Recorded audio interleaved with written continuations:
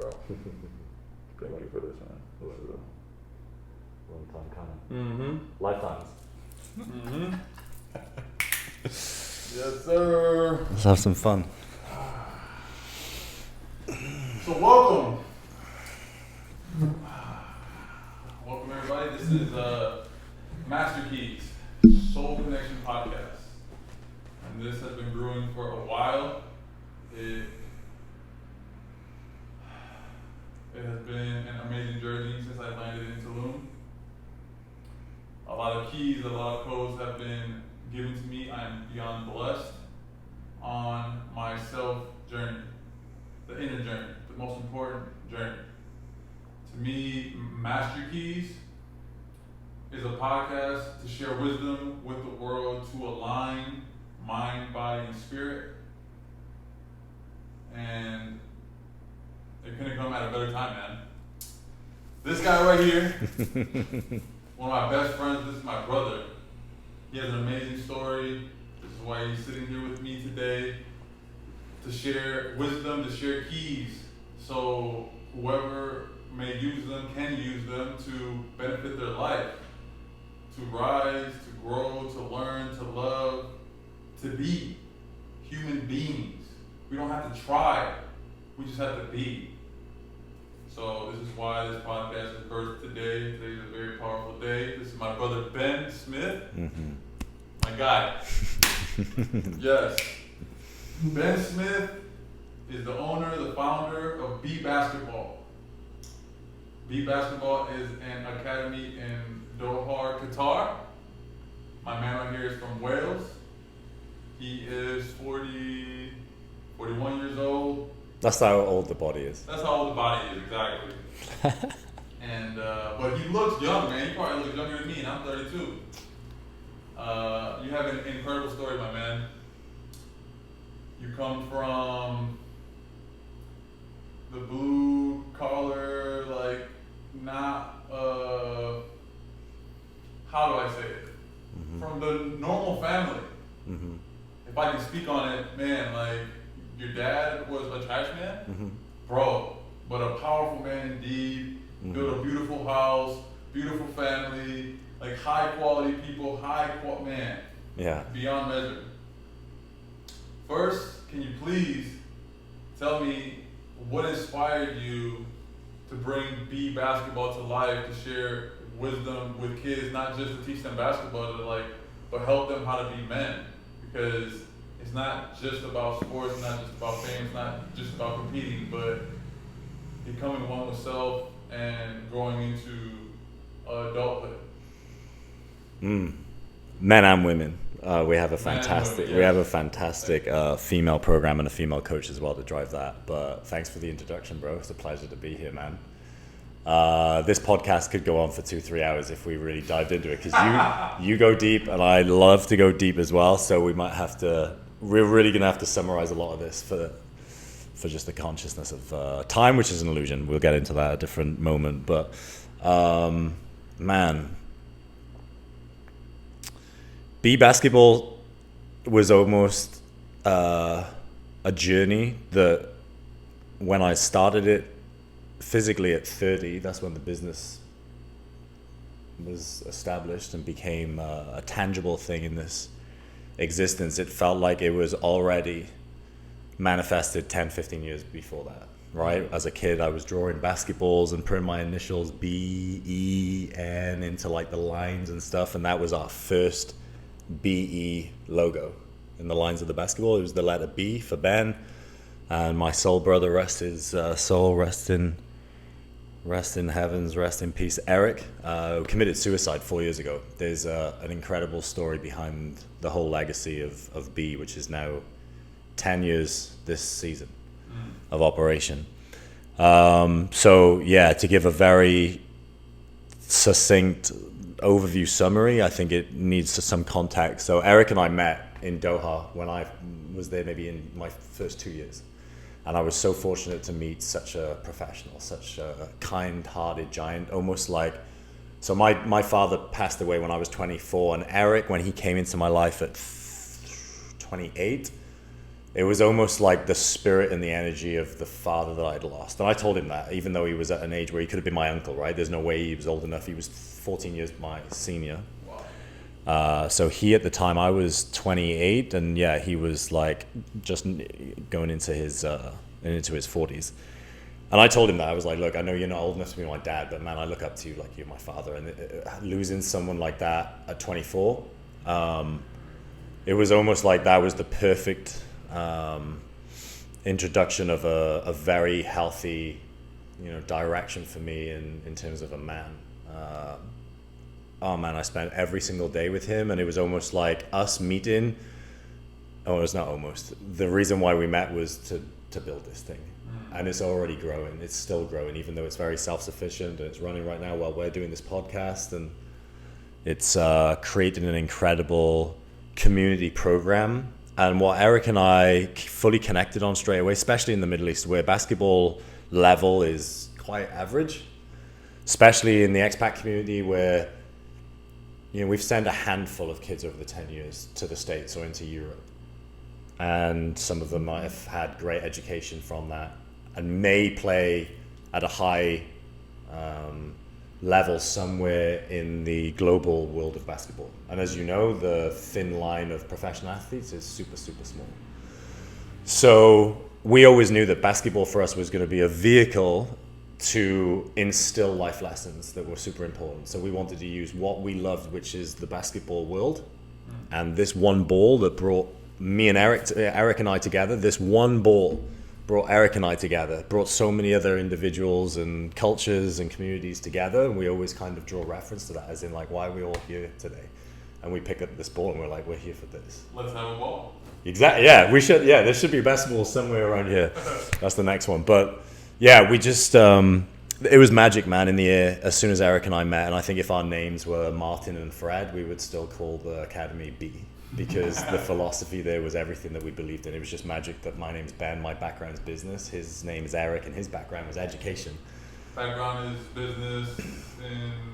So my background in terms of academia and education and my postgrad, my university, my college was business management, and then I majored in marketing, and that was really where I found my creative kind of flair and something that I was like, oh, I can use this for greater good, not just like selling a product. I just always wanted to be of service. I've worked with kids since I was 18, kids with special needs, kids in mainstream. So yeah, it was finding someone more mature, more grounded, more knowledgeable than me, and just spending every single day with him to learn from him. And then it just found ourselves developing a huge respect and love for one another. And within the first few months, we were already coming up with the name, the philosophy, and we were working for a different academy. I hired Eric because he was a stay-at-home dad. And this is a whole story. I could do a podcast on Eric. It's crazy. This guy is a complete legend and still is in the spiritual world and wherever he is right now supporting us. But sounds like an angel, a guy was made specifically for you at a perfect time. Absolutely. When I look back, and if anybody out there has dealt with anybody who's lost someone to suicide, like, it's a very confusing, sometimes upsetting, disappointing, angry, man, the emotions even of losing someone, period. And the suicide aspect of it makes you really ask a lot of questions, especially when there was no like telltale signs, and especially if someone was a beacon of light and inspiration to everybody else, how could they take their own life? So yeah, that was 4 years ago, and there was a whole process of that, and just the support from the community that we built and the love that come into the academy. And most of the staff that were there then that had the opportunity, as I did, to spend so much time with Eric are still there now. So they're carrying on this legacy. It's beautiful. The time that our staff had with both Eric and I, like the B philosophy that we co-created, as in, what are we going to be today? Mm-hmm. One, let's be basketball. As in, you've just had a day at school, you've just had a car ride home, you might have had an argument with your mother in the car, whatever. Close the door. This is a safe space. Let's just be basketball. Let's be every pass. Let's be every dribble. Let's be every shot. Let's be every skill to become the best versions of ourselves. And notice how many BEs are in everything I just said then, man. It's like... Bro, I love the name, bro, because it's like human beings, not human trying.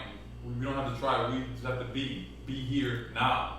Ben in the now. Your Instagram handle, like, perfect, bro. It's amazing. I love it.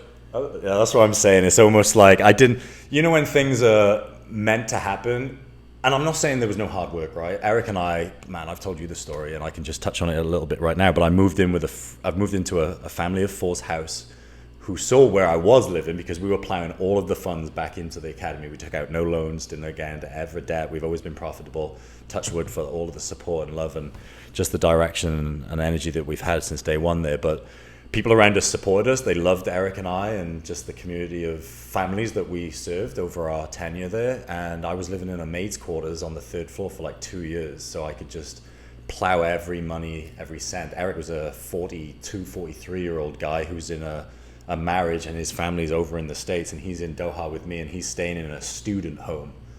And he's like in his 40s, and he's with these student dudes. So we literally for the first 2 years worked solid, like, and grinded hard. And he was separated from his family to give back to the program that we both believed in. And it was allowing us to, again, use basketball as a vehicle to teach amazing life lessons, because the children there might not make professional athletes, but they're going to need to go into a job interview. They're going to need to talk with poise. They're going to need to have leadership skills. They're going to need to have some confidence and communication and deal with resilience in life. And how can we do that through the beautiful game of basketball? So that's how it all happened, and our direction and love and vision was aligned. And what I was getting to is it was a lot of hard work, but it was almost like doors were opening for us, man, left, right, and center. And it almost felt like it was not like we talked about. I mean, we've spoke a lot, man. I've been here for 5 weeks now. I keep extending my time because I just love hanging out with yourself, Tapavan, and the community here in Tulum. But there's this trying, but the hands that are open just receive effortlessly. And there was a lot of hard work and time spent in giving back to the community. But bro, it was like, it was joy. It was joyous. It was just free flowing, Let me just add to that. So it sounds like you took a big risk. Money, and I quit a very good job that I was headhunted for in Saigon in Ho Chi Minh City, and I was on a very good wage, living in a penthouse in Ho Chi Minh, working for Saigon Heat, which was the only professional basketball team that play in the ABL in Saigon. I quit that after 10 months, and Eric and I spoke every single day anyway, and I called him up. I said, Eric, are you ready to do this?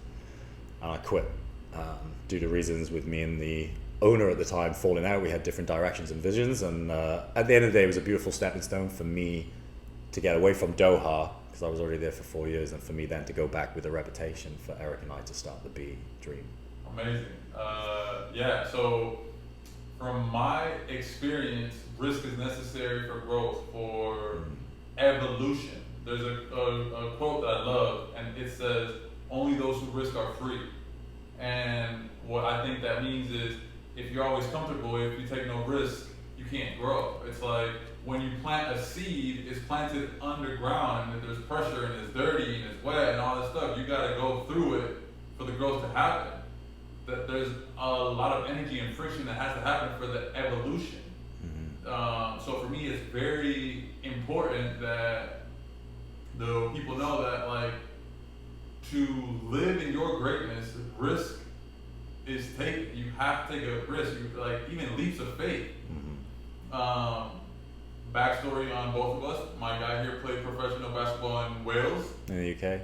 And I played professional basketball here in Mexico. So of course we connected right away. We were drawn to each other. We met at an ayahuasca ceremony, and we were, it was amazing. That's a whole different story.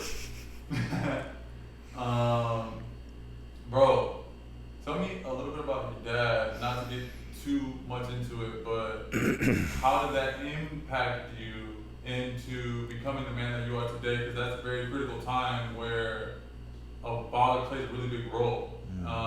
And you are so blessed that you had him for your childhood, but even then, I can't imagine what that feels like.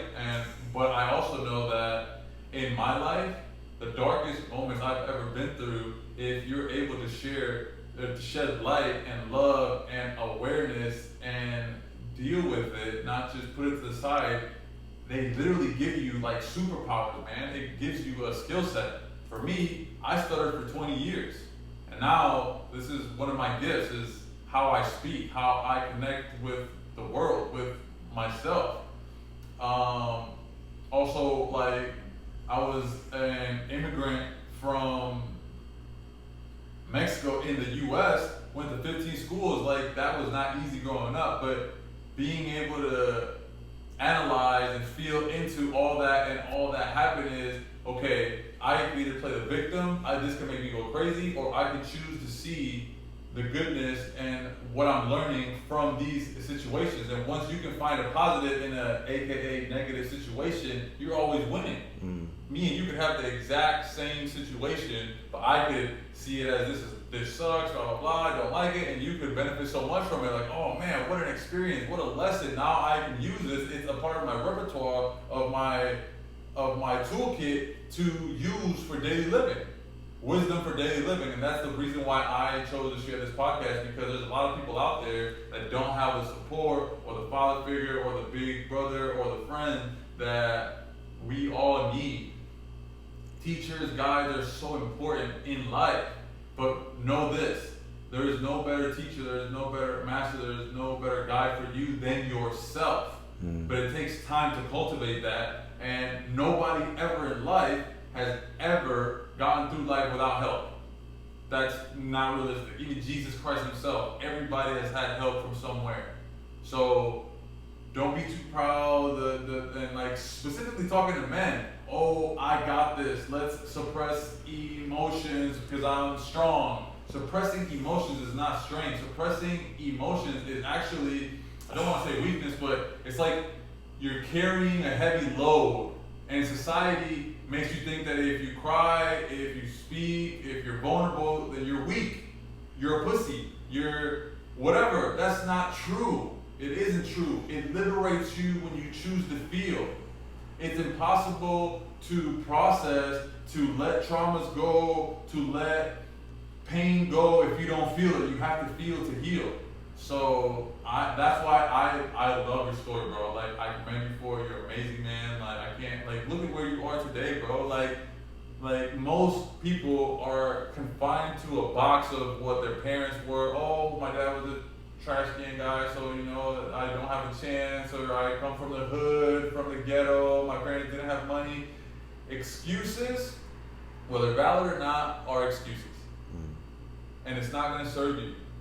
So, bro, please, man, like.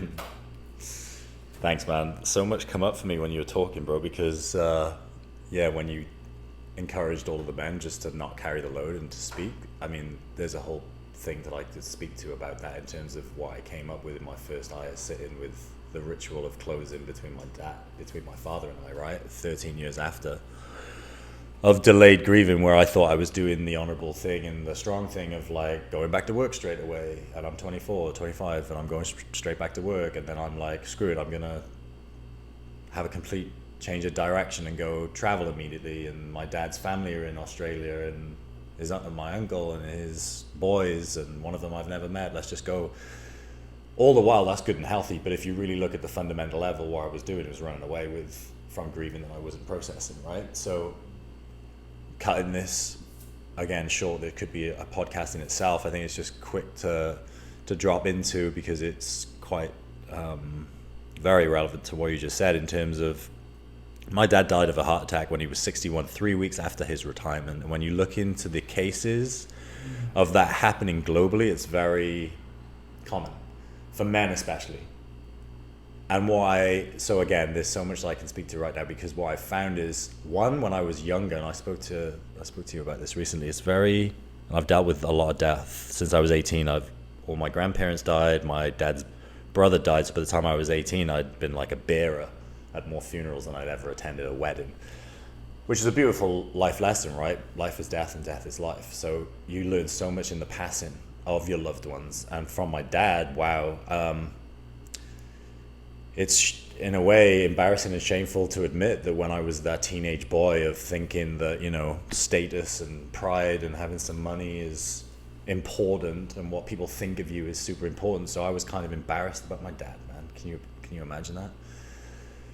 Embarrassed at my dad that was putting food on the table and built the house that our family lived in. Like, it's to get back, and you know. And an amazing house, by the way, that's like on top of a mountain with No. a dad's view. Just saying. My dad built the most epic bungalow on a street where a lot of people at the time, it's just mountain, and we live in the town is in the valley. a mining valley where my dad mined when he was 14 years old. So from 14, imagine, he was in the mines, then he went on to oil rigs, traveled around the world, so he was very hands-on. Because he loved to be active. It wasn't a case of like, I'm doing this because I'm not intelligent. Man, my dad could answer all questions on game shows that we watch at TV. He's super switched on with anything historic to do with the local culture, global culture, world wars. He was super switched on and intelligent, but it was out of choice. And when I look back, I can be so amazed, and I don't like using the word pride, but like so in love with my father and his choices in life, in terms of he chose to be a bin man actually, and he got offered many times to go up the ladder and promote and be a foreman and be a supervisor and then be the general manager of like the local authority government, which is what he worked for. My mother was social services. She was looking after, before she was working in old age pensioners homes, she was working with children with special needs and difficult situations. So both of them worked for the local council in the valley, and that's pretty much what people do. They grow up, they go to school, they meet their sweetheart, they stay there, they build a house just down the corner from their mum and dad's, they find a job in the local community, that's them. And that's pretty much the way life goes in that valley town. But looking back, my dad worked his butt off, bought his plot of land, never had a mortgage in his life, built brick by brick the house, and he would go from a 10-hour shift, take the car up to the mountain, headlights on the trenches, be digging there with my mother bringing tea, and then going back to work the next day, and just doing that until the house was built. And the last picture that one of the pictures that I have was the year before I was born. So I'm an 83 baby, and they moved in, I think at 82. There's him and his friend that helped him lay the last brick on the house outside the gate to the driveway, which is beautiful. But getting back to the point, I think it's very interesting to contemplate, because I've learned so much from my dad's passing, because I've actually lived nearly as long as I have without my dad than I had with my dad. And looking back, when now I can see such a profound correlation between him and I and the way we view life. He was always quite the renegade, wanted to do everything his way. You know, he didn't want to go up the ladder because he never wanted to be above his friends. He was happy just being a dustman and running after the bins and having his exercise per day and just going home and napping, and then he could, enjoy the rest of the day. But it sounds like simplistic beauty. Subconsciously, I think I was tuning into that, and it's a very simplistic life. Like now I'll walk around in the same tie pants that I'll have from Thailand and t-shirts, like minimal. And there was times where I would laugh at my dad, because summertime he would take his jeans, cut them off at the knee, and that would be his shorts. I'm like, Dad, buy some shorts, man. Never wore underwear, never wanted to put deodorant on, and I was like, oh my God, this is guy, man. But looking back on it now, I think he was super wise, super ahead of the game, and someone at the time where I couldn't look up to, because I was like, into the MTV thing and like status, and wanted to be cool in the gang. Yeah, cool in the gang, confused and young, and just like embarrassing my dad. That honestly, I was tearing up when I was back home in Wales in October, because I was outside in the starlit sky, and I'm looking at this view, which is eye-to-eye landscape view of just mountain and a valley going down, and I'm like, Dad, you nailed it. And I actually think, and I said this to my sister once at a festival, I was like, I don't know where this is coming from, but I feel like most people, especially in Wales, get out of their home and they have a road and another house. It's like a terrace house. And that's their view. Every single day still to this day, I haven't lived there for 15 years, but for like 20 years, I would open the door, vastness. And on some level, without him directly knowing, I think that gave my sister and I, because we both traveled, we both run our own business, we both are very similar in a lot of ways, and I think subconsciously and indirectly having that access to seeing how wide the world is, how vast the world is, and that you don't just open the door and you got another house, so it's very like confined. And I think we're very much confined in schools, in hospitals, right? We're very boxed in. And when my dad, like I said, in October... Made like prisons, bro. No, exactly. Schools... They look identical. Hospitals, identical. I'm sure people have seen the comparisons. It's like... Yeah. Wow. It's scary. Yeah. So what I got from my dad was so much more in his passing, actually, because it gave me the motivation to take life by the horns. When he took 3 years out of a pretty much 50-year tenure of work, and then 3 weeks where I could see his health deteriorating. And in my IS ceremony, right in this, what came up intuitively was like, because I cried for 7 hours right next to Tap of Anne, pouring my heart out of 13 years of delayed grieving, right? The next day I'm journaling, I'm like, oh my word. 14 years of delayed grieving. I'm like, oh my word, I feel... The weight of that backpack. Bro, yeah. I feel like I've just saved myself a heart attack. I'm writing this, and I was like, oh my word. I never saw Dad cry. So this goes right back to what you just said then, encouraging the guys out there to don't carry the load, ask for help, talk about your issues. And I honestly went to my dad's funeral, my dad's mother's funeral, my dad's brother's funeral with him. I can't remember a time where I saw my dad cry, like really cry. Yeah, bro, that sounds like the old generation. Of being strong. Yeah, of being AKA strong. There's 2 things that I would love to touch base on. One, thinking that we need all these things to feel happy, the material world, the chains, like this is stuff that I like, but it's a personal preference. But like I don't have like the Rolex or the gold stuff, like it's none of that, bro. It's just like, what do you like? And speaking into my truth, just before I moved to Tulum, I had a Mercedes-Benz car paid off, AMG, a truck, and I had all the clothes and the apartment and things that I could even think of, but I was not happy, bro. Until I had this dream that was, the dream was I was in a luxurious, comfortable prison made out of gold. And in this dream, and they're like showing me, look, you're good though, it's comfortable, it's gold, it's luxury. I'm like, no, I'm not a prisoner. So I was looking for a way out. They try to distract me with like a basketball court. I don't really care about sports anymore either. I'm more trying to find my freedom. So I get to the rooftop and I'm like, all right, well, I'll jump. I'm not a prisoner. I would rather die than live in a prison, even if it's made out of gold and it's luxurious. What kind of life is that? So right before I took that jump, I looked down and it's infinite darkness. And then boom, I wake up. And immediately I knew, 1, my mind is my prison. 2, in the US, for an immigrant, they paint you this picture that, oh, the land of the free, the home of the brave, here you come here to like live a, yeah, but to me, it felt like a luxurious, comfortable prison, just like my dream. And the last bit was the jump, the leap into infinite darkness, into the unknown, which is a leap of faith that I took December 8th, 2023, chose to come to Tulum, and I sold everything just to be here because I knew I had to heal.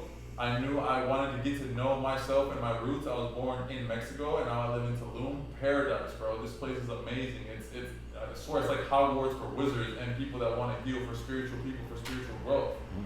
So we find happiness not from the outside in, but from the inside out. Because like I think in the Buddhist religion, they say before enlightenment, you sweep or you chop wood and carry water. And after enlightenment, you sweep and you chop wood and carry water. But the difference is your mindset, the perception of you doing that. Maybe before you're like complaining or like, oh, why am I doing this? I'm above this. Or then afterwards, you realize, oh, like this is a meditative state. You can literally enjoy anything. I know millionaires that are miserable. And I know farmers that have very little or like trash men or people that come and clean the apartment that are happy. So happiness is a mindset and it comes from within and not without. Also, I love that you talked about travel and the vastness of like exploring the unknown. It's the best way to grow. Anthony Bourdain is one of my biggest inspirations to travel. Why? Because he has this quote and he says, traveling is not the reward for working hard. Speaking of, your father, 15 days after his retirement, he died? 3 weeks. 3 weeks. So imagine, so many people have this conception, yeah, I'll work hard my whole life and then I'll enjoy my retirement at 60, 65. 65, 70, whatever the case may be, but then you die in 3 weeks. There is a way where you can enjoy life and work at the same time. And to me, doing that is finding what you're passionate about. Working not for money, but working something that you actually have interest in, that makes you happy. That way work doesn't feel like work. It feels like a purpose. It feels like a mission. It feels like it's fun, bro. Mm-hmm. Like, I love waking up and knowing, man, I can't, this conversation, I was super excited today, bro. It's the first one, episode 1, bro, of many. There's so many people that are coming on next, but bro, so traveling is not the reward of working hard, Anthony Bourdain. Traveling is education for the living. Take the risk, explore, and feel uncomfortable. Do things that are out of your comfort zone. And I promise you, it's impossible to fail. All you will do is learn. Which failure, so many people are terrified of failure, bro. But to me, the real definition of failure is not even trying. So many people play it safe. Oh, well, that's too much of a risk. Only those who risk are free, my man. Yeah, what actually is the risk? It's a fear factor. Yeah, man. I mean, a lot was coming up for me. And again, I think the catalyst of me running my own business, traveling around the world and doing what I actually love to do, my dad's death was a huge catalyst to that and part of my spiritual awakening. I think I was very much, that rebel that was against authority and wanted to do things my way early on. And maybe that was from my dad's kind of, viewing as well, and him doing things his way and building his own house and having his own grasp on life, and my mother doing amazing things as great parents as well. But since then, it was a wake-up call to be like, because there's no manual, right? And I'm sure we've all lost people, even if it's pets, it's tough. Like, they're just gone. They're not gone, the body is gone, and what we associate that we know with them is gone, because energy doesn't die. But in terms of that daily, interaction with them, it's a longing, it's a process. And yeah, I think the whole situation of that death for me was very much like, okay, that's not happening to me. Let me take this as a motivation, as an inspiration. And that, through my dad, acted just like COVID did with the business, because actually COVID was a catalyst for us fast tracking the business too, to it being self-sufficient to where it is now. There's opportunity in the commotion, even in death, because death is a part of life, like we spoke about earlier. It's going to happen. And I know you wanted to talk about some of the books that both of us enjoy, and I'd love to hear about your list too, but one of them, and I can talk about a few more that are very poignant, but one of them is Marcus Aurelius' Meditations, and we ought to meditate. Here it is, I picked up the other day because I saw it as well, and I travel with it. Mine's tattered and I travel with it.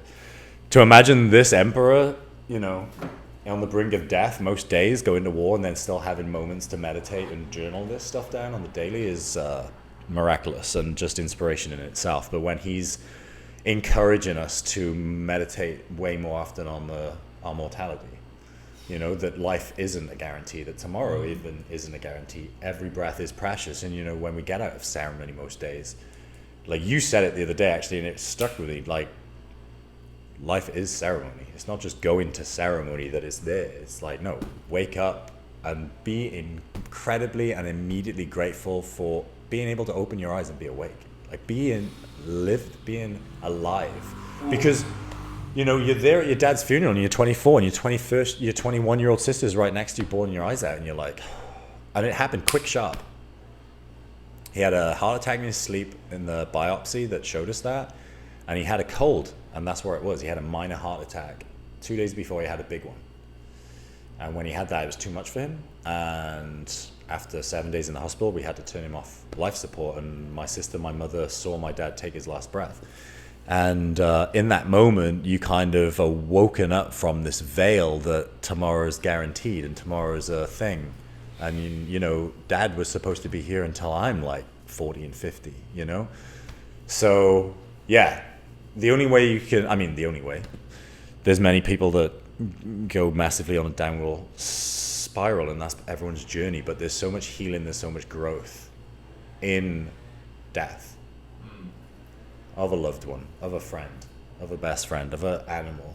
It gives you so many opportunities to grow and to heal.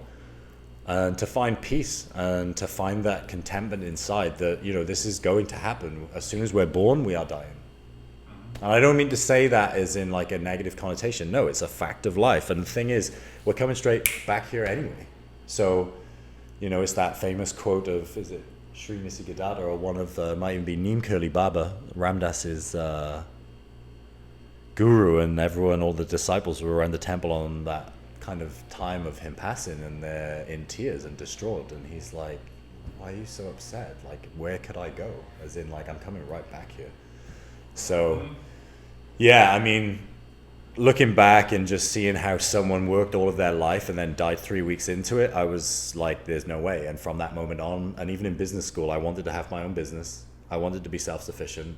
I wanted to have freedom as soon as I could, and I had that goal at around the 40 mark. Freedom. Yeah. And I wanted that kind of freedom, and that's basically my motivation. And I said to you the other day when we had into a good conversation, because what's the motivating driving force? And some people do have that as money, right? For me, it was freedom. And for me, actually, in business school, when we had to write down have you ever heard of Maslow's hierarchical chart of needs? So there's a professor, I'm not sure if he's still with us right now, I don't know, Dr. Maslow, and he wrote many different theories, synopsises, and principles about business, but he wrote that everyone has their own contingent kind of hierarchical chart of needs within themselves in the workplace, wherever it might be. And we were encouraged to write what these are. He has his. We were encouraged to write what ours are, as in, what's your chart of need? Like, what do you need here in the world to be at peace, to be happy, or whatever? Or within then your job, in your workplace, well, what's your main drivers? And mine was freedom. Mine was to have freedom at the top. Whether that's changed now, the next one I think might have been recognition, because for me, I was always someone that, if you give me a pat on the back, and this is another interesting one, because in my journey, I've always like, well, what do I need recognition for? Like, I can produce my own like worth, self-worth. Why do I need it from outside? So I've kind of, I'm answering it in 20s now, right? And I'm now kind of re-evaluating that in my 30s and 40s. So I don't think even recognition was there, because recognition means that it's coming from outside and not within. So, but the first one was always freedom, as in, why am I going to work? Well, okay, you could say money, but what is money actually giving me? The chance to be free, the chance to buy things where I need, or travel, or just to have the sense of security and provide for family members or whatever. So yeah, when, we talked about manifestation and abundance recently, and some people seem to just have it so easy. And I'm not saying that even most people know how they have it so easy. Some people are just abundant and they don't even know how they're manifesting and visualizing, right? So it just could be a code that they've just, on the subconscious level, or their soul or whatever is curating it, has just had that as a natural tendency. But for me, Eric and I knew that, B Basketball was never going to make us like multimillionaires, and we never even concerned ourselves, stressed, or focused on the money. It was always going to be enough, because we're pretty minimal anyway. It was always going to be enough. And for us, we wanted to first get a incubator in the community to drive life lessons to the youth. And from there, everything will cycle back anyway. And the community self-serves and gives us love. And it's just a reciprocating cycle of just love out and love back in. And our love was basketball, teaching, and life skills. And the love that was coming was support and money and payments and registrations and memberships. And yeah, I think if money is the main driving force, sometimes it can really turn on its head and be a negative thing. But yeah, in terms of books, meditations, there was one other that I really wanted to throw out there. I'm not sure if you've read it. Is Untethered Soul by Michael Singer. I've heard of it. It's definitely on my list. Don't have no idea. For me, it was a huge dot connector, because I was on my path of meditation by then, and we were in Bali, and my sister bought it for me for Christmas. And it was a huge dot connector. There's so much in that book that I could reread. I think there's really like no more than 3 or 5 books that you really need in your life, just like golden staples, and just reread them every like year or so, because you'll evolve, you'll grow, you'll read it with completely different perception, different brain, different knowledge, and it opens up further keys for you inside anyway. So for me, there's a second chapter in there, and I pulled up a quote because I wanted to get this right and share it, but this was big. But the second chapter talks about you are not your thoughts. You are not your thoughts. And this was huge for me, because this was like maybe 10 years just before B, or as B was starting, around about there, maybe 10 or 12 years ago. And it was almost something that I I get it when you say it. I said, okay, we're not our thoughts, but it was like a deeper knowing of like, oh, I get it now. Like I don't just understand it, I get it and I embody it. So you're not. Just real quick, we are not our thoughts. Why? Because if I say something, like say for example, Jaguar, okay, we're saying it out loud, I'm hearing it. Now, if I tell you to say Jaguar in your head without speaking, who's saying that? And who's listening to that? Exactly. So we are not our thoughts. It's powerful when you come to that. So this quote really hit me, and there's many other, and if anybody's not read it, he's actually wrote many great books, but Untethered Soul was a really good one. It was actually recommended to me by my first ever meditation teacher. There is nothing more important to true growth than realizing that you are not the voice of the mind. You are the one that hears it, right? So when you can really have that space, which is what we always aim for in meditation, is not everyone's like stressing out because they're like, I can't quiet my mind. Well, that's not the goal of meditation. That's going to happen. That's the monkey mind. That's the passing of the train in the clouds that's never ending. Create space between that and allow it to pass, knowing that you are the observer. Without judgment, without attachment. And if you grab onto one and you realize it, that's fine. Just jump off that train station and allow it continue to pass. Like a leaf flowing down the river, you don't have to like grab onto it too long, let it flow naturally. But I do want to say, yes, it's not easy to quiet the mind. It's a challenge, but there is ways to quiet the mind, because for me, in my practice of meditation, I try to not think about anything. And the one thing that has gotten me to that point where I really don't think that much, and I'm an overthinker, I'm not an overthinker. This is part of my human nature. I'm a Virgo, whatever. There's probably so many people that, can say the same thing. But for me, breath work is so key, so powerful to quieting the mind. There's a thing called the Warrior Minute. Right? I don't remember where I read this, but so if we think about all the hindrances and challenges that mankind has had over the years, you can say the pandemic or the Black Plague or World War I and II, the Great Depression, there's always been something. And back then, like, you would fight for your life, people would kill more and steal more. So if you didn't have it together, it's most likely they would take advantage of you or die.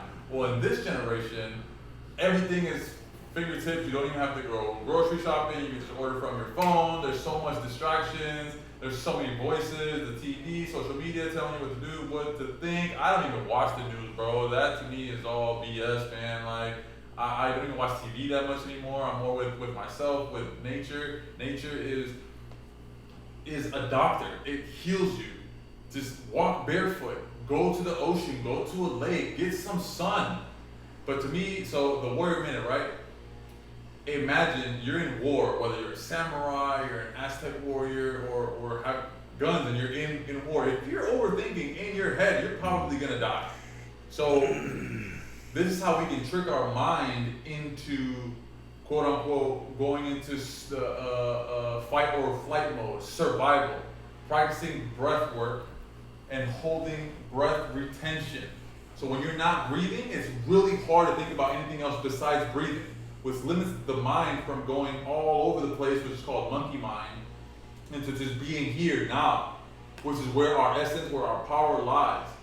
A quote from Kung Fu Panda that I didn't even know was from there. It was just like amazing. They say, yesterday's history, tomorrow's a mystery, but today is a gift. That is why it's called the present. Yeah, man. I love cartoons, man. There's so many messages everywhere. I don't even watch TV anymore, but there's messages. Once you believe in magic, in the essence of the world, there's signs everywhere. Follow the path of most excitement. Follow the synchronicities. And it doesn't have to make logical sense. It's just an intuitive feeling. Which, here are some master keys that I would love to drop. Keys of the universe. Patience, gratitude, and humility. Those are the three keys of the universe. And our guides in this world, we all have them. It is your love, which is your heart, and your intuition. They are never wrong. Never wrong. Even if you act based off of your love or your intuitive, you think, oh man, I messed up. No, you didn't. You just don't understand why that needed to happen yet. Man, like once I learned that, bro, it's game changer.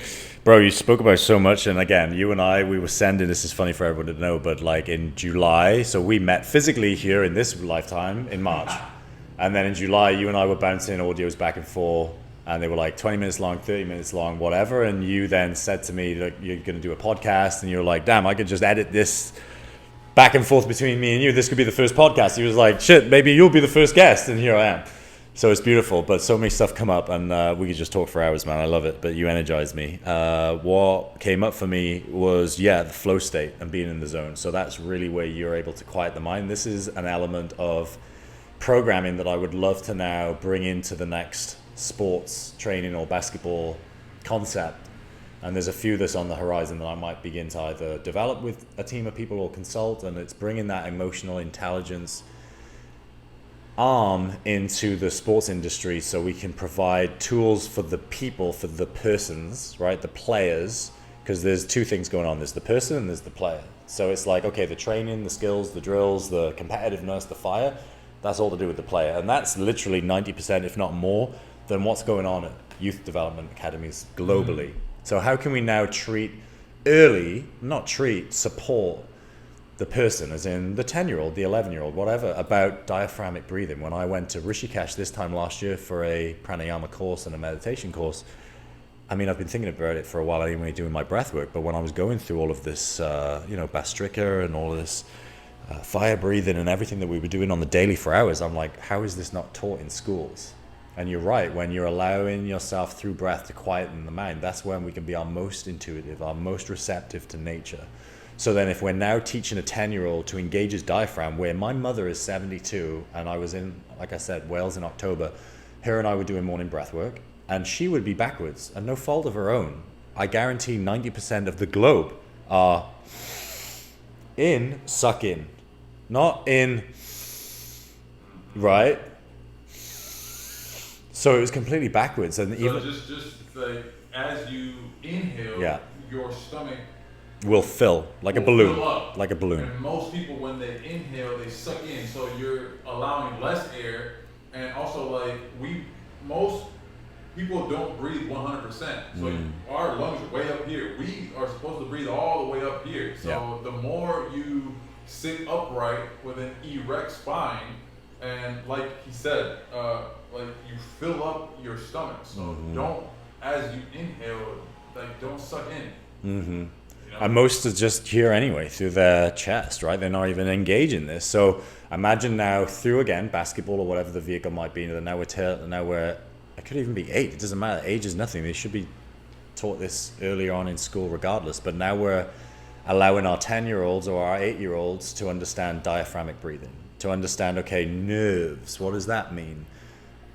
In the game, I just missed a shot. I'm now running back, but am I still thinking of the missed shot? I.e., am I in the past or am I in the present moment, intuitive, in the zone, in the flow state? So there's an emotional intelligence arm to this whole thing that we've been developing at B that I am excited about, and through my own personal meditation, breathwork, pranayama, qigong. It's something that I've really stepped into after the ceremony that we had. There was definitely a very tangible surge of energy that was running through me that I was connecting with for the first time, that I really wanted to learn more about. So that took me on a qigong journey. That's obviously the journey that never stops. So then how can we now even introduce these earlier on, where kids are just like this, right? It's just like this too much. So like, distracted. But they're the most, and it's for a reason, and obviously the whoever you want to call it understand this. So from 0 to 7 are the most impactful moments within a child's developmental upbringing, mentally, physiologically, spiritually, energetically. That's why they're now thrown into school earlier than ever. So how can we now encourage our children at an even earlier age to be mindful, to be aware, to be conscious, to be encouraging themselves to breathe more and to be in that intuitive state, because the education system has kept us in the mind more and not in the heart. I love that you said that, and I have an answer for that. How can we teach our children? And this is a Kobe Bryant quote. Lead by example. We don't tell people what to do. People will do what they want to do anyways. Like, I can give you the keys to the universe right now. At the end of the day, you're going to do whatever you want to do. We lead by example. And Kobe's definition is this. He believes the definition of greatness is to lead by example. So living and finding your own greatness automatically inspires others to do the same. You healing and doing the inner work to heal automatically inspires others to do the same. And I'm not even going out of my way to try to inspire you. It's an energy that people just feel like, man, like, who is that guy? Like, you shift the energy, the frequency of the room by walking into a door. You don't even have to do anything. The real currency of this life, of this world, is energy. It's not money. Money is paper. It's worthless. It has no value. What gives it value is the government. But can you eat paper? Can you drink paper? Can you make no? And I get it. Trust me. Money, yes, it is needed. Blah blah blah. But how is it then that, like I said, like farmers that don't have much, trash man, cleaners, the happiest people I've ever met don't have that much money. And to be honest with you, the people that have more money seem like they struggle the most. Right. And speaking of freedom and success, what is your definition of success? It's very important to know exactly what you want and be detailed with it. Like, to manifest life, that's how I manifest is, okay, writing is key. Saying it, thinking it, feeling it, even before you have it. Like, I come from a scarcity mindset with money family. Like, my parents have lost everything, all of their money, like 5 times in my life. So that was a big fear of mine, to like, oh man, like, where's money gonna come from? And oh, well, they have money, why don't I have money? But it's a simple shift in energy of feeling. Like, for example, if I want to eat a $50 to $100 meal, I'm gonna do it. But if you're in the mindset of, oh, that's too expensive, you're telling the universe, oh, that's too good for me, I can't eat that because I'm not at that level. No, like, before the abundance comes, you need to change your way of thinking, your perception, your energy before you have it. It's like fake it till you make it. There's so much depth in that. And when you really start to become aware, there's so many levels to knowing something. Like, fake it till you make it, or one of my favorites that leaves people like, what do you mean? The whole life, your whole life, every conversation you've ever had, any argument, anytime you cuss somebody out or wish somebody ill or was happy for somebody or was jealous, you're talking to yourself. You've been talking to yourself your whole life. Why do I say this? Why is this true? This is true because if I'm angry at you, who's holding that anger? Me. But it is test for you as well. If I'm angry, I have this like toxic poison drink that I'm holding, and misery loves company. So I'm like, Ben, you're an idiot, blah, blah, blah, blah. I don't like you. If you choose to react to what I'm saying, you're choosing to drink this poison. Or you can take a step back, and this is how you know that you're maturing and evolving. Instead of reacting and falling into that trap of misery loves company, you're like, man, like, I wonder what that guy's going through to be like that. But hey, like, I'm not gonna let it affect me because that has nothing to do with me. You're always talking to yourself. And to go deeper, so like I said, you're always talking to yourself. Most people are like, yeah, I know, but it's knowing is like level 1, 2, 3, 20, 40, like there's so many levels to little things like that. For example, let's go a little bit deeper. God says, made in his image, and know thyself. So if we're made in his image, then knowing ourselves is how we get closest to God, because God is not something outside of us. God is within us always. We are him. He is us. There is no separation. Like, we're the same and we're different. And to me, to go a little bit deeper still, okay, if I am God and God is he's in everyone and everything, then every experience I have, every person I talk to, every time I get triggered, that's a lesson. That's God giving me a message. And you don't need to have logic. It's an intuitive feeling. It's like, oh, this is what you're trying to tell me. Oh, okay. So like just knowing that, it shifts your whole perspective, bro. It's insane, man. And there are no limits. The limits we create ourselves from traumas, from pain, from whatever, but our imagination is key to manifesting the life that we want. Mm-hmm. How do you think? How do you feel? What do you say? Even words, bro. Words have a frequency. Yeah. I don't care if you're playing around, and I used to be one of them, man. I grew up in the hood. We talk so much shit, man. Like, it's a way to communicate. But then you grow to a level where it's like, all right, yeah, man, I'm telling you all of these things that you know I'm joking, but you're saying the words, whether it's idiot, whether it's, you know, whatever. Like, these words carry weight. Yeah. It's like, okay, bad words or curse words.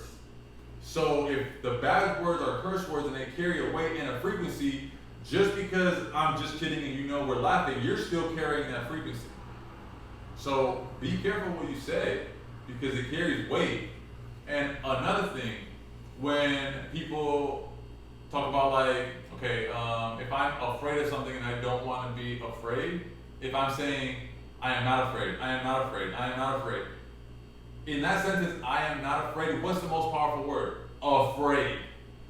So you're still putting afraid out into the frequency, the universe. So be really careful what you say because you become what you eat, you become what you say, you become what you think, who you surround yourself with. Like these are small keys that like maybe we all know to a certain extent, but once you understand the depth and actually feel it, then you're like, oh man, game changer, bro. Comes back to that amazing Hebrew word abracadabra that literally stands for as I say, so I create, right? So be careful what you say, be careful what you think, because even thoughts, like what we were saying earlier, thoughts are, everything's energy, right? And this is why I wanted to go and work with Mantak Chia in Chiang Mai and understand more about cosmic energy and the energy within and the energy without. But everything is energy. Even a thought carries a resonance, carries a vibration. You know, when someone walks through the door, whether they are resonating to your frequency or without, you feel it straight away. You feel it. Especially if you're sensitive. But the people that are on the path know it and they tune into it straight away. So yeah, you create, and sometimes if you're very observant with the words and the language that you use, look around in your reality. So if it is, and you might unconsciously be in a victim mindset, or you might be unconsciously saying certain subtle words like, oh, I'm trying to go to the gym. I am, or I'm going to the gym, or more of the doing rather than the effort or the trying or the I'll do it tomorrow or whatever. So we don't try here. We don't try. We just do. Be. Trying is out. We just be. That's old school. That's a completely different way of living. We just are. And the thing is, we don't want to, sit here and be like, oh, just manifest money and it'll, because I'm sure there might be people out there being like, oh yeah, right guys, I'm just going to think of $1,000 is going to appear. Like, one time is an illusion. And like I said to you, I think I know that B was manifested and envisioned way before Eric and I ever met. Time is an illusion. So in terms of when it comes in, you don't know whether it's going to be in a day, in a year, like you have no idea how the energetic frequency is released into the fabric, right? But just like what Joe Dispenza says in many of his incredible books, but this is one of my favorite, bro, and if we're talking about books, the placebo. Yeah, Joe Dispenza, man. What is that book that I like? Becoming Supernatural. Becoming Supernatural. Oh my goodness. Like, we are all, like, do you want to be the victim or the hero of your own story? Like, you're the man in the arena. This is your movie. Like, how do you want it to play out?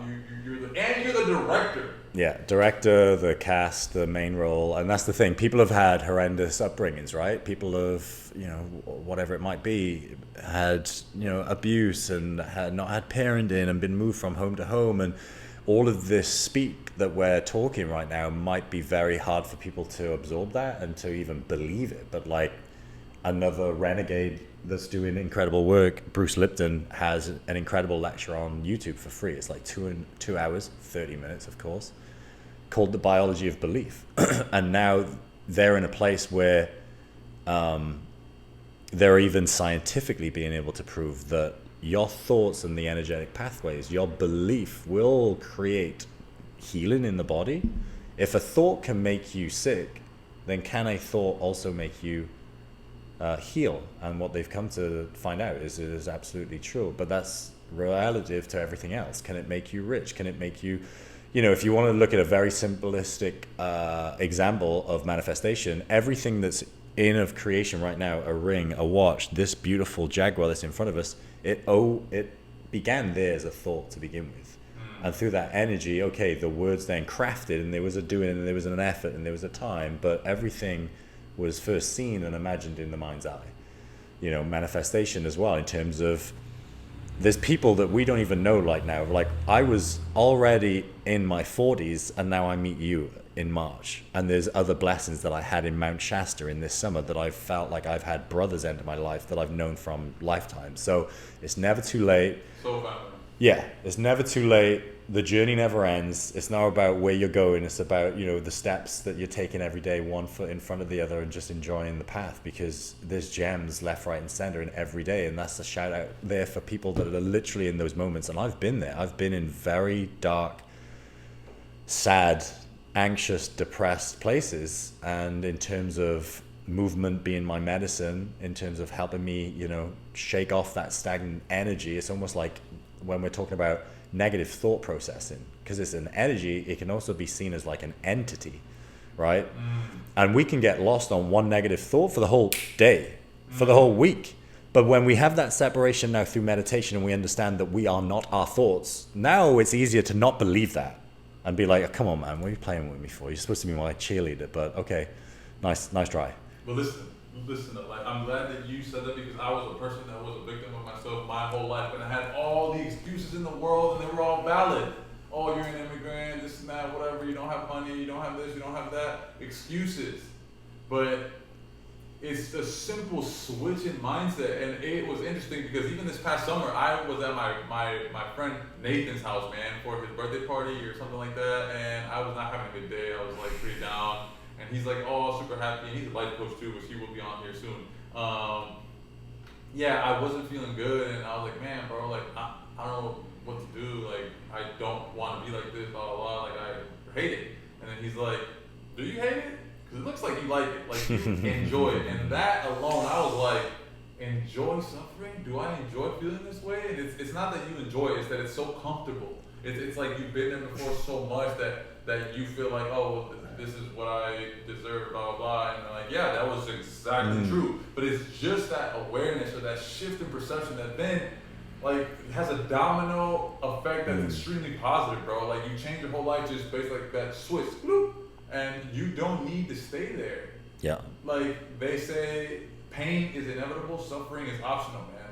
It really is. Like, you don't have to suffer. You're choosing it because you're used to it. Whether, like, it's validated or not, doesn't matter. But I also just want to touch because I know that like, I love your business, and I love how you see success and freedom. Like, obviously success to you is like having this business, helping kids grow and teaching basketball, but at the end of the day, you're not there 9 to 5. Like, you have the freedom to travel the world and to like search for more keys, master keys to self-development. And like, I'm gonna be 100 with you, man. Today, we've been going to the beach for sunrise every day, almost since he's been here, almost every day this year. And bro, doing Qigong with you, man, I felt like fucking Goku, bro.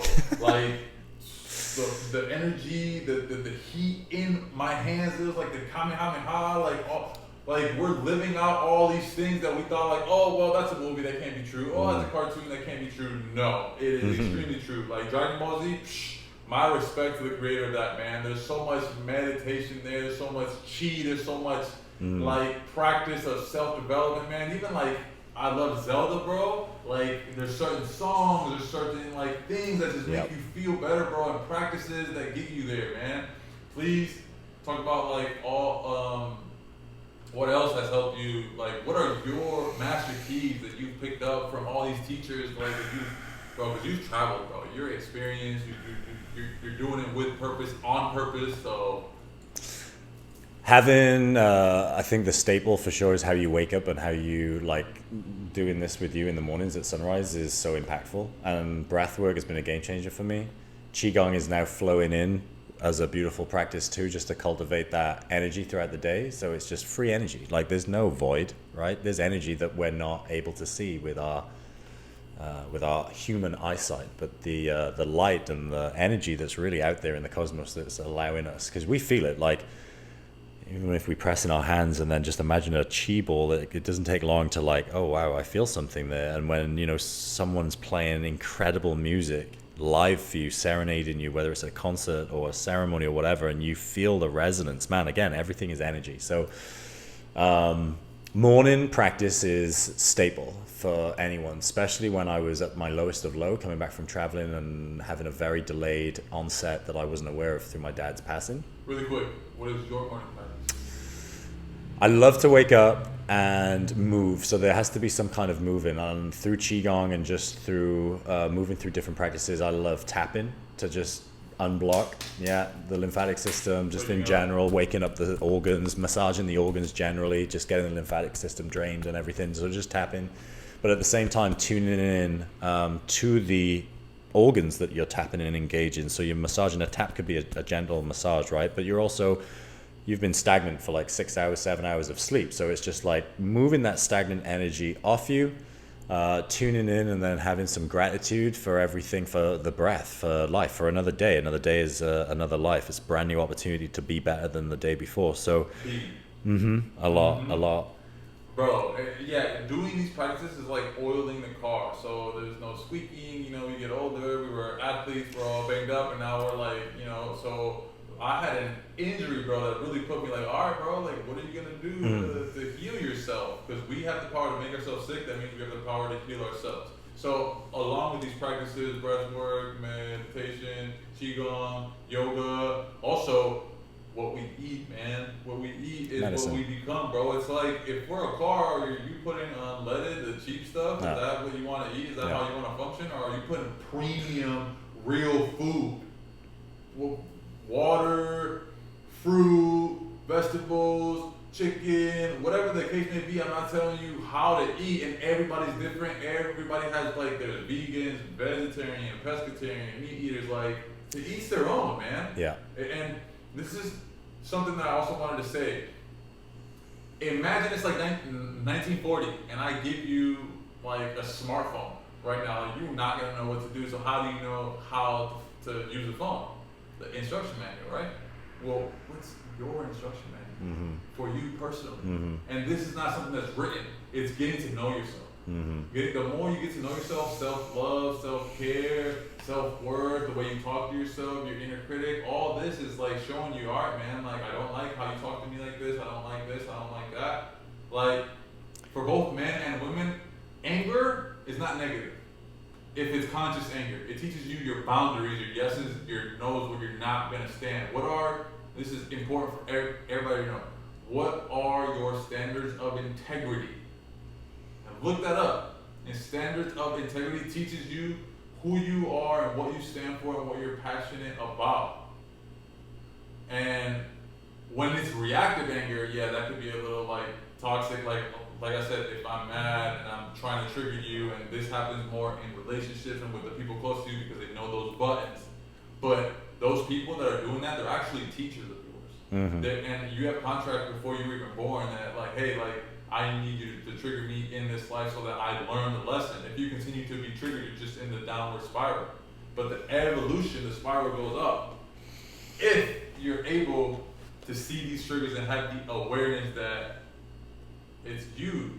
Like, it's old school to, like, if you're still blaming people, if you're still complaining, bro, that's old school, man. We gotta let that go and step into our power. Exactly. And it's all energy. Be very observant of the words you use, the language you use. And just like what Marcus Aurelius also says in Meditations too, like, I'm going to paraphrase now, but it's about him getting up. And imagine him being in some tent in like boggy terrain and just like a river flowing and war going on around him or whatever, and the death and famine. And he's saying like, well, are you not going to get up today from your from your warm, cozy bed when the bees are out doing their thing, when the ants are doing their thing? As in, okay, we're a human being here. We have a different level of consciousness, and we can reflect and we engage, and you know, with that species here, we can create and co-create things. But it is that, you know, difficult thing sometimes to even get out of bed, but just know that there's things to be done. And the first thing is tend to yourself. That self-love where we have that conversation. Sorry, and there's so many things coming up, because even, you know, a friend of ours the other day, Myro, and we were doing Qigong. Thanks. Said, how do you guys stay so fit? Like, how are you in such good shape? And it, at least, have one moment during the day where you carve out that self time. And typically it's for me, it's at the beginning of the day, before the day catches me up. Okay, get your breath work, get your breathing in, get your qigong, get your cold shower in, journal a little bit, have some affirmation, prayer, whatever it might be, an hour. Even if and some days this is the thing. There was a moment in Chiang Mai when I was doing that Mantak Chia course where I was like, holy cow, like I've already got a 90-minute, and it could be 2 hours if I wanted to. How am I going to fit all this new stuff into my already like packed out bag of morning tools? But again, you could have, like, on vacation now in Tulum, you can really like spread it out. But if you have a business meeting or you have things to tend to, okay, like 10 minutes of breath work or whatever it might be, but don't skip it. Like, serve yourself, fill yourself up so you can step out and fill up and serve other people. But if we're just getting up and we're rushing to brush our teeth, we're not even taking a shower, we're sipping like hot coffee straight away, so we're already adrenaline buzzed, and then we're jumping in the car to go to work, like, you're already behind. So, and you're already chasing the day. So get up a little bit earlier, get your sleep in, get your water consumption in. And it is... sleep is key for sure. Rest, man. It's so, and I'm sure the ones that have been this, and you can relate to this probably, there's moments during ceremony when you're there, and it could be on a psilocybin journey, it could be ayahuasca, it could even be on LSD or whatever it might be. And there's moments where you're just in a fit state of laughter because you're like, we make it so hard. It's so easy to forget how great we are. And it's not purring, and it's not deviate, or it's not taking away anything of real pain in this world, right? And being compassionate and saying people lose loved ones, people have abuse, and it's real shit that we go through. But at the same time, our mindset and, like you said, our perception, when we change the way we look at things, the things we look at change. And that's such a powerful quote. I can't remember who said it now, but when we're literally looking at the lens of us being a complete creator of the life that we have here, and our mindset changes the cascade of the landscape that we look at so like vividly, so immediately, that one thought can really damage it all. And the trick of that positive, and it could be so exhausting sometimes when like, positive thinking, like, if you have a practice of just being aware of any negative thought that come in, and just have that exercise of just correcting it immediately, just watch how your days change, and just having more of a positive outlook, and seeing, actually, this was a card that I picked up 2 months ago, and I had to take a picture of it because it felt so true to me. And I was in a sound bath ceremony, and the lady was going around, a beautiful woman, just blessing us on floating inflatable beds on a pool, and she was there with her gongs and her crystals and everything, and she allowed everyone to pick up tarot cards, and mine was named Love, and underneath it said, I commit to the practice of seeing good in all things. So in terms of you seeing a challenge, oh my God, this is such a problem, no, what's the opportunity here? Like, how can you see the growth, the lesson? Where's the lesson? When things are challenging, immediately, okay, what's it trying to teach me?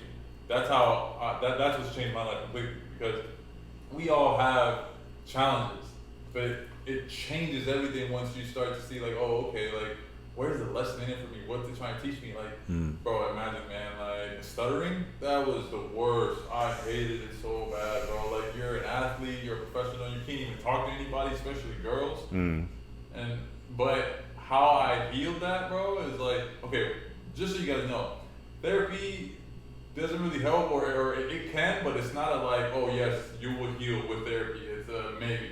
And there is no medicine that you can take that will heal you. It's an inner work, you choosing to grow. So for me, like, I was terrified of like being called on to read in class. I remember specifically in 8th grade in Detroit, in Michigan, got called on to read, and all like the troublemakers and the sport athletes and the people that are really good at like making fun of people were there. So she calls on me to read, bro. I stuttered, I had stage fright. I couldn't even get through like a paragraph, bro. And then everybody's laughing at me, and my hands were sweaty, like all that. So then by the time I got to high school, I remember it wasn't until like my senior year, I was raising my hands to read, knowing that, okay, this isn't gonna last forever. I need to just fully step into it and see and be uncomfortable and practice being uncomfortable. So that, because everything takes practice, especially if you're not good at it. Like athletes, pro athletes, singers are not just born with this. Like you need consistency and practice. So if you practice being uncomfortable, it's like, man, and one of my favorite quotes, Martin Luther King, the ultimate measure of a man is not where he stands in comfort, but how he reacts in controversy and despair.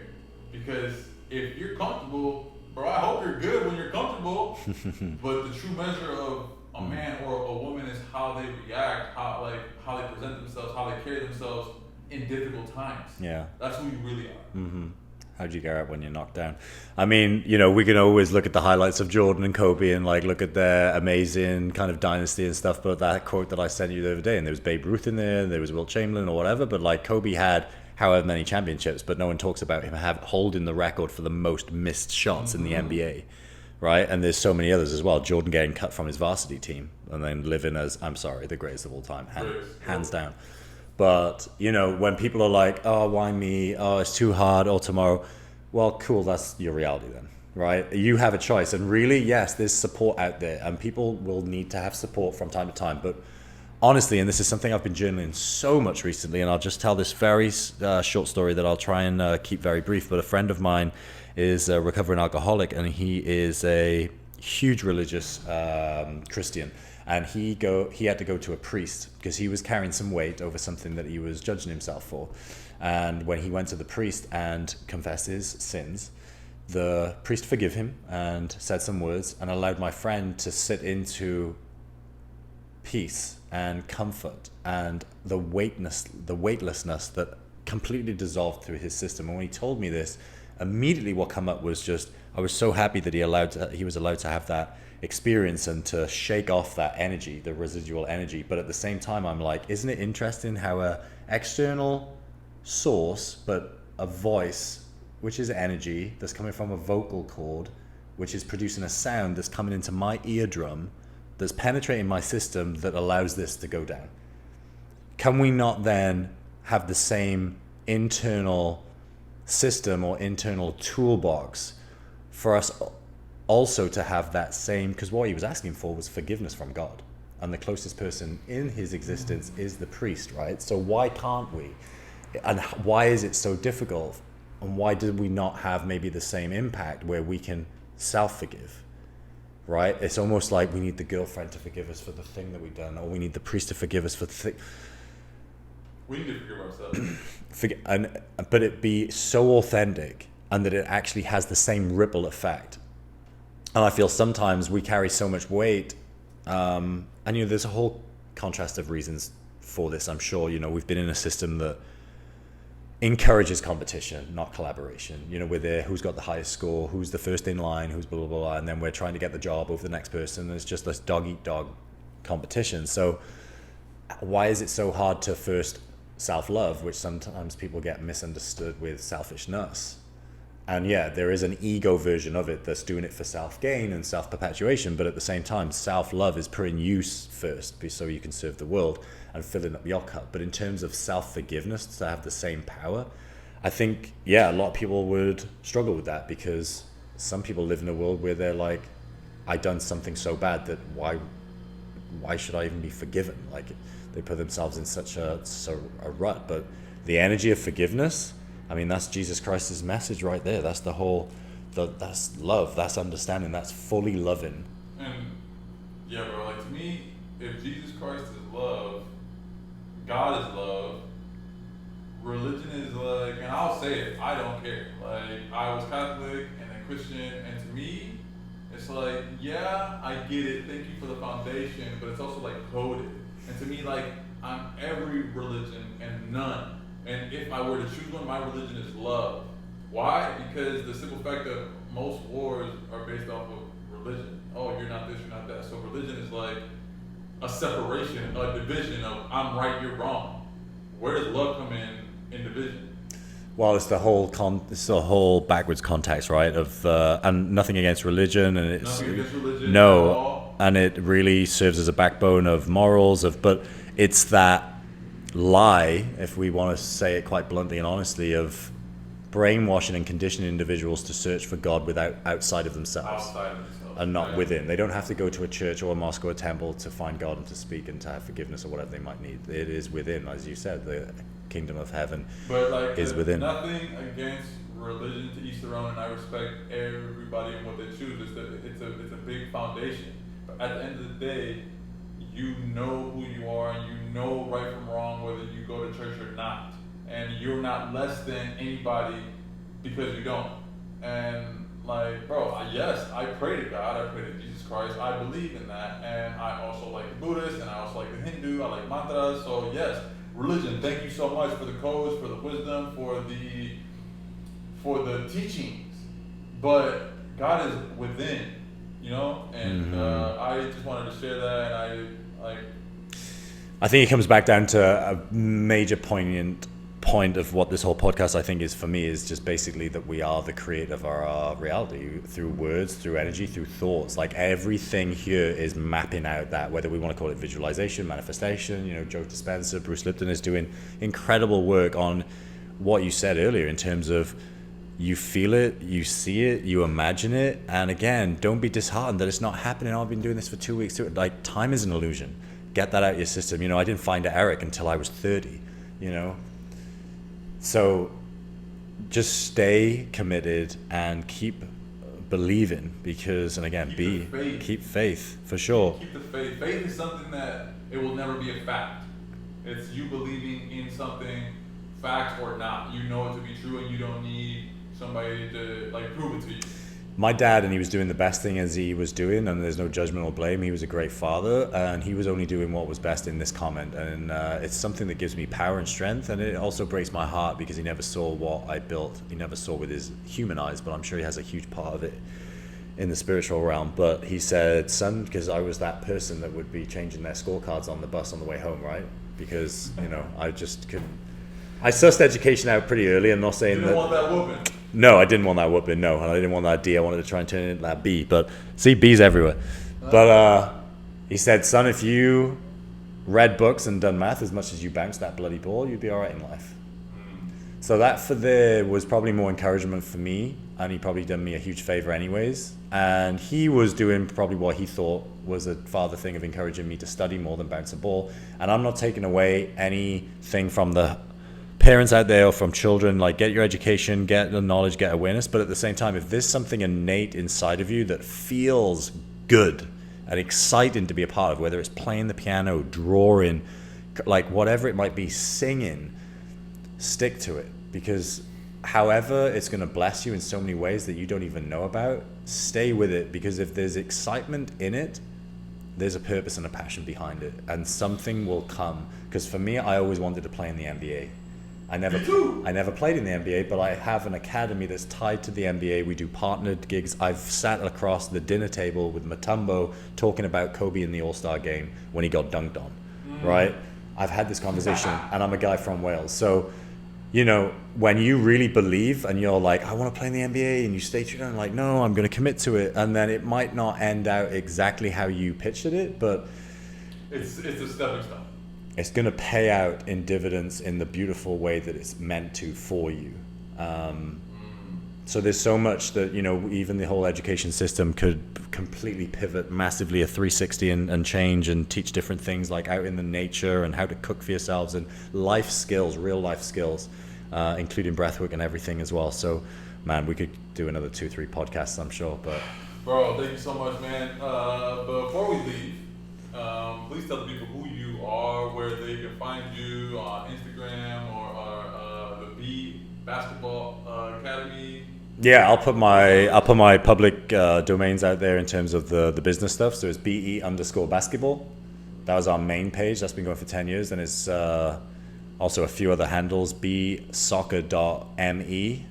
We've also just launched B Fitness, but also besports.me is our website. Everything that we do is in the Middle East, but we're also doing camps globally as well. I've done a lot of camps in Southeast Asia, in Thailand, in Sri Lanka. Website?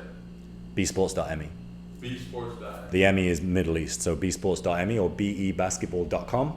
Both of those lead to the same place. And yeah, I'm just floating right now, and maybe supporting other basketball academies and sports academies out there, and hopefully trying to tie in this emotional intelligence, breath work, this really key passion of mine that has helped me become a greater person, to really start with the younger generation, give them some tools to lead the next path for us all, the next world for us to be a part of, man.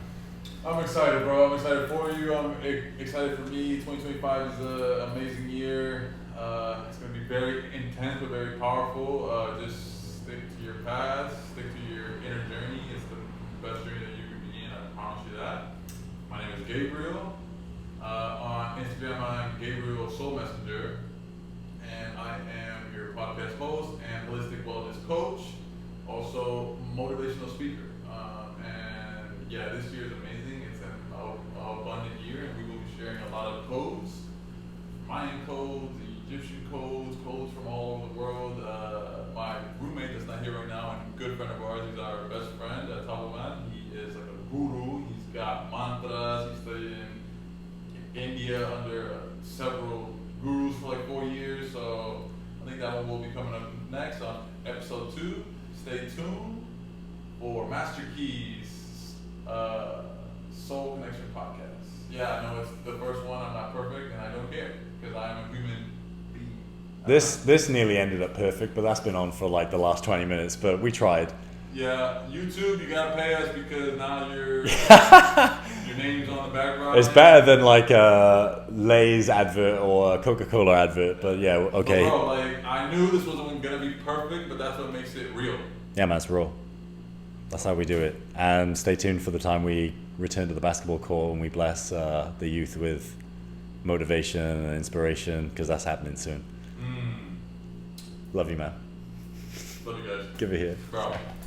Thank you so much. Thank you, man. Yay!